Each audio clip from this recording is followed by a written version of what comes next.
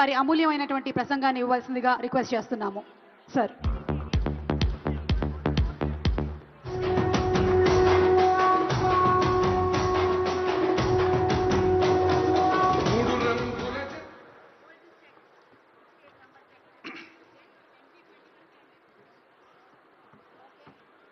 తెలంగాణ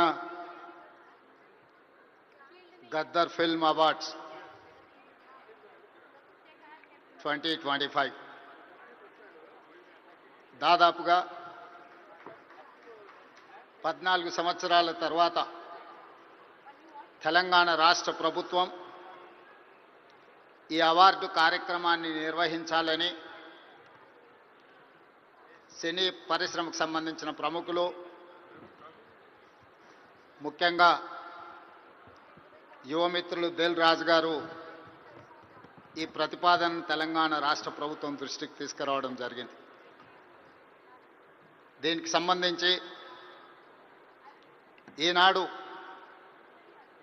ఇంత అద్భుతమైన కార్యక్రమాన్ని ఏర్పాటు చేసి ఈ కార్యక్రమానికి నాతో పాటు ఉప ముఖ్యమంత్రి వర్యులు మిత్రులు బట్టి విక్రమార్క గారు, మా మంత్రివర్యులు సినిమాటోగ్రఫీ శాఖ ప్రత్యేకంగా చూస్తున్న మిత్రులు కోమటిరెడ్డి వెంకటరెడ్డి గారిని, అదేవిధంగా మంత్రివర్యులు వాకిటి శ్రీహరి గారిని, మిత్రులు మధు యాస్కీ గారిని, రాజకీయ ప్రముఖులను, సినీ పరిశ్రమకు సంబంధించిన ప్రముఖులను అందరినీ కూడా ఈ ప్రత్యేకమైన కార్యక్రమానికి ఆహ్వానించి గతంలో ప్రారంభించిన ఒక మంచి సాంప్రదాయాన్ని కొనసాగించడానికి మీరందరూ సహకరించినందుకు మనస్ఫూర్తిగా తెలంగాణ రాష్ట్ర ప్రభుత్వం తరఫున అభినందనలు తెలియజేస్తున్నా. మిత్రులారా,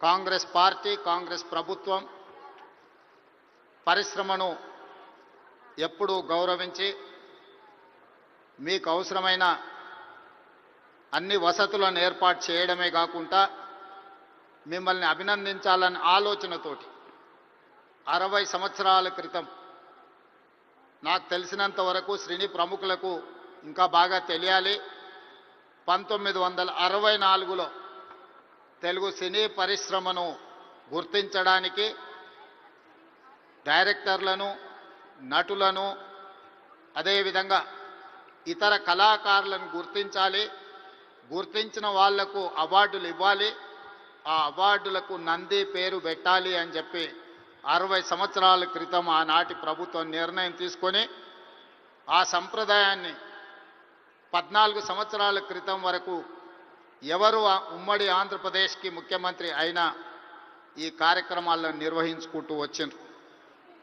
మొట్టమొదటి నంది అవార్డు ఉత్తమ నటుడుగా డాక్టర్ అక్కినేని నాగేశ్వరరావు గారు తీసుకున్నారని, అలాంటి గొప్ప కళాకారుడికి ఆనాటి ప్రభుత్వం సముచితమైన గౌరవాన్ని ఇవ్వడాన్ని ఈరోజు మనందరం గుర్తు చేసుకోవాల్సిన అవసరం ఉన్నది. అదేవిధంగా వివిధ కారణాల చేత 14 సంవత్సరాల క్రితం ఆగిపోయిన ఈ కార్యక్రమాన్ని మళ్ళీ కొనసాగించాలన్న ఆలోచనతోటి మా ప్రభుత్వం నంది అవార్డులను ఈరోజు తెలంగాణ గద్దర్ ఫిల్మ్ అవార్డ్స్గా ఈరోజు మీ ముందుకు వచ్చి నిలబడి ఈ 11 సంవత్సరాలు తెలంగాణ రాష్ట్రం ఏర్పడ్డ తర్వాత తీసిన అన్ని సినిమాలకు సంబంధించిన డైరెక్టర్లను, కళాకారులను, కవులను, గాయకులను, సాంకేతిక నిపుణులను అందరినీ అభినందించాలి అని ఈరోజు ఈ కార్యక్రమాన్ని ఏర్పాటు చేసి ఇన్ని గంటలైన ప్రముఖులందరూ ఇక్కడ ఉండి పరిశ్రమ అంతా ఒక్కటే, ఈ పరిశ్రమకు తెలంగాణ రాష్ట్ర ప్రభుత్వం అందిస్తున్న ప్రోత్సాహాన్ని మేమందరం కూడా ఆహ్వానిస్తున్నామని చెప్పి ఇంత సమయం ఇక్కడ కేటాయించినందుకు మీ అందరిని అభినందిస్తూ, గతంలో భారతీయ సినీ పరిశ్రమ అంటే బాలీవుడ్ అని చర్చించుకునేవాళ్ళు, తెలుగు సినీ పరిశ్రమ అంటే చెన్నైలో ఉంది అని మాట్లాడుకునేవాళ్ళు. కానీ ఈనాడు భారతీయ సినీ పరిశ్రమ అంటే తెలుగు సినీ పరిశ్రమ, ఈ తెలుగు సినీ పరిశ్రమకు హైదరాబాద్ వేదిక అని చెప్పి ఈరోజు మీరందరూ నిరూపించినందుకు రాష్ట్ర ప్రభుత్వం తరఫున మిమ్మల్ని అందరిని అభినందిస్తున్నా. సినీ పరిశ్రమకు సంబంధించి మొదటి తరం అన్న నందమూరి తారక రామారావు గారు, డాక్టర్ అక్కినేని నాగేశ్వరరావు గారు. రెండో తరం కృష్ణ గారు, శోభన్ బాబు గారు, కృష్ణం రాజు గారు. మూడవ తరం చిరంజీవి గారు, బాలకృష్ణ గారు, వెంకటేష్ నాగార్జున లాంటి హీరోలు వచ్చారు.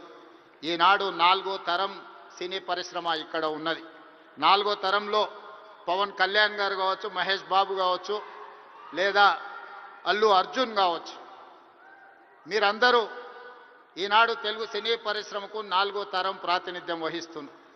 ఈరోజు ఈ వేదిక మీద నుంచి చాలామంది విద్యార్థి దశలో నాకు పరిచయం ఉన్న వాళ్ళందరికీ ఈరోజు సినీ పరిశ్రమలో రాణించిందని ఇక్కడ కలుస్తుంటే నాకు చాలా ఆనందం కలిగింది.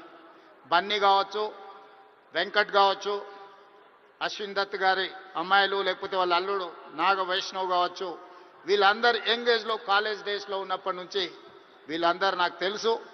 ఈరోజు గొప్ప డైరెక్టర్లుగా, గొప్ప నటులుగా, గొప్ప ప్రొడ్యూసర్స్గా నవీన్ ఎర్నేని లాంటి పెద్ద ప్రొడ్యూసర్స్ అందరూ కూడా మా యువమిత్రులందరూ ఈరోజు ఈ పరిశ్రమలో రాణించడం, ఈరోజు వాళ్ళందరినీ వేదిక మీద నుంచి అభినందించడం చాలా సంతోషకరమైన సందర్భం. అదేవిధంగా ఈ కార్యక్రమం అద్భుతంగా నిర్వహించడమే కాదు, నేను ఒక్క మాట ఈ వేదిక మీద నుంచి సినీ ప్రముఖులందరికీ కూడా చెప్పదలుచుకున్నాను. రాష్ట్ర ప్రభుత్వం కఠినంగా కనిపిస్తుంది, కానీ మిమ్మల్ని అభిమానంగా చూసుకుంటుంది. మీ అభివృద్ధికి 100% తోడ్పాటును అందిస్తుంది. ప్రభుత్వం నడిపేటప్పుడు కొన్ని నిర్ణయాలు తీసుకున్నా అది మిమ్మల్ని ప్రోత్సహించడానికి, మిమ్మల్ని అభినందించడానికి, మీకు సముచితమైన స్థానం కల్పించడానికే ఈ రాష్ట్ర ప్రభుత్వం ప్రయత్నం చేస్తుంది. ఈరోజు ఈ వేదిక మీద నుంచి తెలంగాణ రైజింగ్ 2047కు ఒక ప్రత్యేకత ఉన్నది. ఈ దేశానికి స్వతంత్రం వచ్చే 100 సంవత్సరాలు 2047లో మనం పూర్తి చేసుకోబోతున్నాం. మరి స్వతంత్ర భారతదేశంలో 100 సంవత్సరాలు పూర్తి చేసుకుంటున్నప్పుడు మన దేశం ప్రపంచంలోనే ఒక అద్భుతమైన దేశంగా, మన దేశం ప్రపంచం ఎకానమీని శాసించే విధంగా మన దేశం అభివృద్ధి చెందాలి. అది పరిశ్రమలు కావచ్చు, ముఖ్యంగా IT, pharma, defence and film industry. Film industry కూడా ఈ దేశంలో ఒక గొప్ప పరిశ్రమగా రాణించాలనేదే మా ప్రభుత్వం యొక్క ఆలోచన, మా ప్రభుత్వం యొక్క ప్రణాళిక.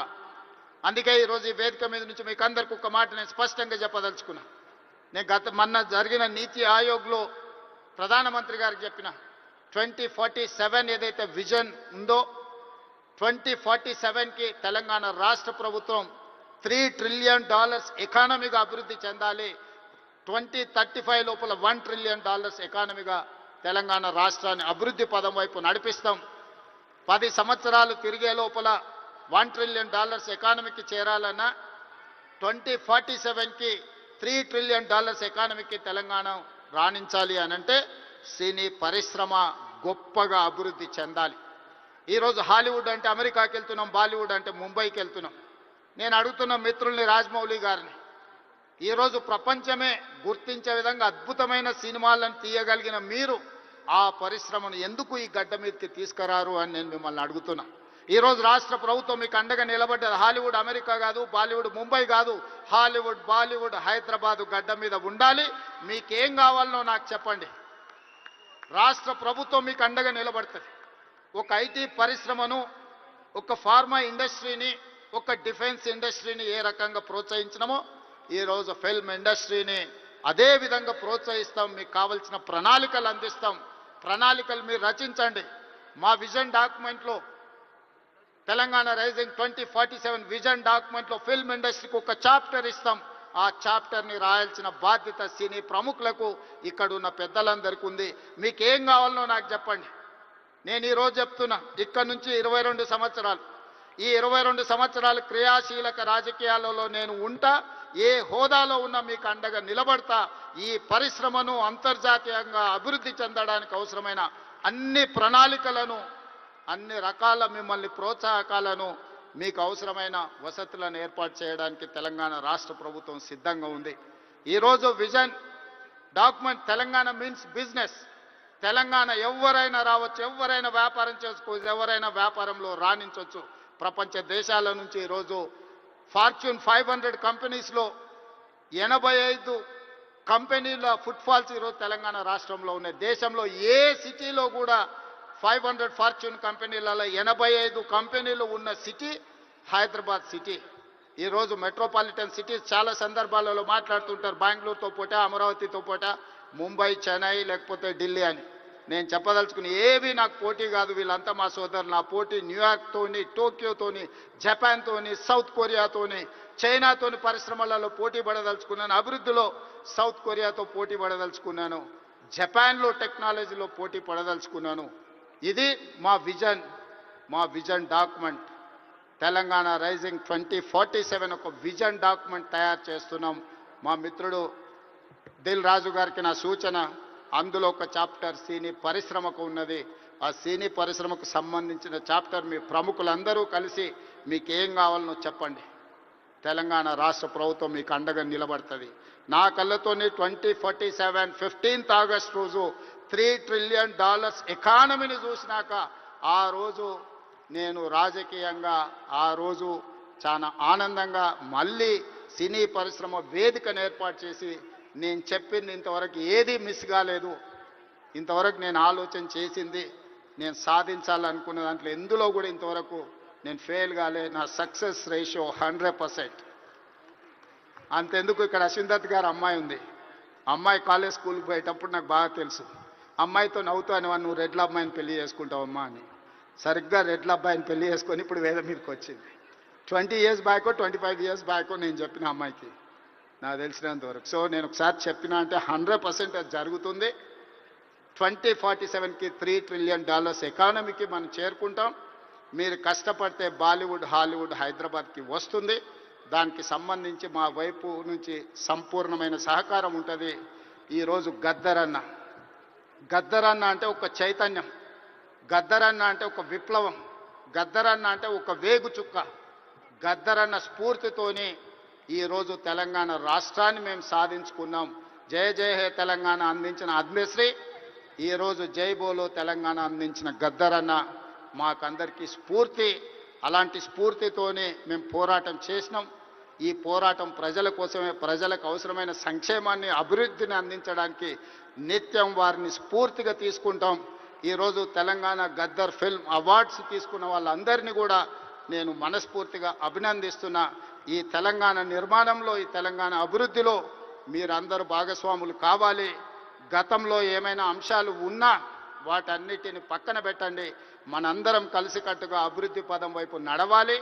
మరొక్కసారి నందమూరి బాలకృష్ణ గారిని వారు ఒక మాట చెప్పిండ్రు నాకు చెప్పమని. కళ్ళతో చూసేది కళ, కళ్ళతో అభినయించేది కళ, కళ్ళు మూసుకొని కనేది కళ, కళ్ళు మూసుకున్న వాళ్ళను చైతన్యపరిచేది కళ అని చెప్పు అని వారు చెప్పిండ్రు. సో వారి బాలకృష్ణ గారి తరఫున మీకు అందరికీ చెప్తున్నా, ఖచ్చితంగా ఈ కళా చైతన్యమే ఈరోజు తెలంగాణ రాష్ట్రాన్ని అభివృద్ధి పదం వైపు నడిపించిన ఎంతో మందిని, ఈరోజు విప్లవాల వైపు నడిపించిన గద్దరన్న ఈరోజు అభివృద్ధి పదం వైపు నడిపించడానికి కూడా మనస్ఫూర్తిగా ఉండాలి.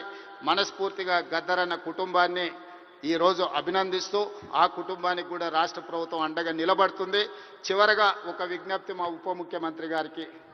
హైదరాబాద్ పిల్లోడు రాహుల్ సిప్లీగంజ్ ఓల్డ్ సిటీ నుంచి అద్భుతంగా ఆస్కార్ అవార్డు వరకు రాణించారు. ఈ వేదిక మీద మా బట్టన్న ఏమి ఇచ్చినట్టు లేడు. తప్పకుండా అతన్ని అభినందించడానికి, అతన్ని కూడా ఏమైనా ఇవ్వడానికి రాష్ట్ర ప్రభుత్వానికి నేను విజ్ఞప్తి చేస్తున్నా, మా ఆర్థిక మంత్రి గారికి. సో రాహుల్ సిప్లీగంజ్ కూడా ఏదైనా అవార్డు ఏమి ఇవ్వగలరో మీరు ఇవ్వాల్సిందిగా కోరుకుంటూ మీ అందరి దగ్గర సెలవు తీసుకుంటున్న. ధన్యవాదాలు మిత్రులారా. Thank you, sir. Thank you so much.